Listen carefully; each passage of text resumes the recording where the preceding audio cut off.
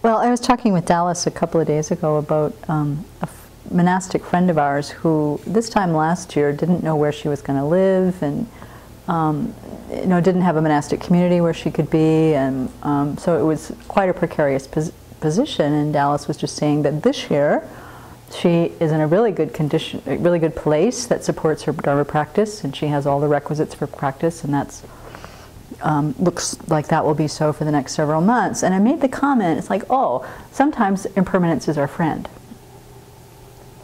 And then I thought about what I'd said afterwards, and I thought, oh, well, that just shows my deep ignorance yet again. So it was really something to think about, how this idea that impermanence, well, it means, what I was indicating was that generally, because of my attachment, impermanence is not my friend. Impermanence is my enemy.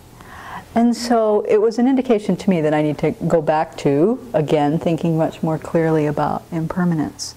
Because this, just to define the terms, in Buddhism we talk about impermanence, we're talking about the fact that all phenomena, or most phenomena, not everything, changes moment to moment. So we can have an eternal phenomena that is in fact impermanent. The mind, for example, is eternal in that it goes on and on and on and on and on. But under that definition of impermanence, it changes moment to moment. So all conditioned phenomena, everything that arises due to causes and conditions, is also affected by impermanence, both gross impermanence and subtle impermanence.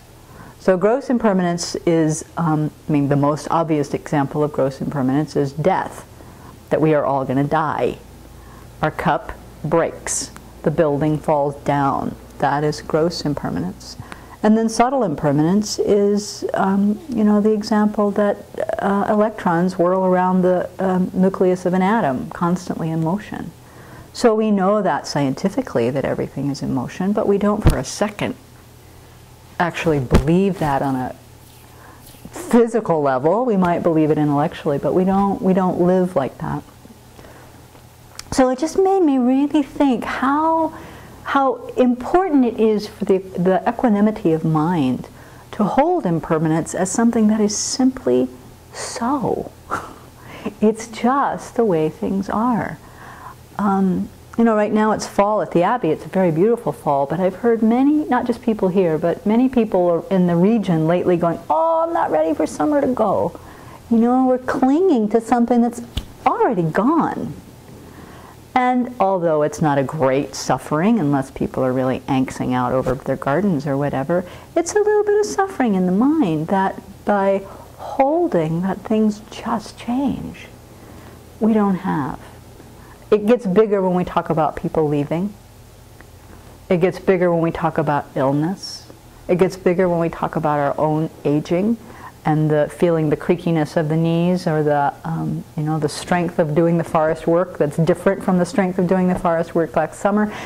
But to lament and wail about it simply adds more to our own suffering, when in fact just this awareness that impermanence is not our enemy and it's not our friend.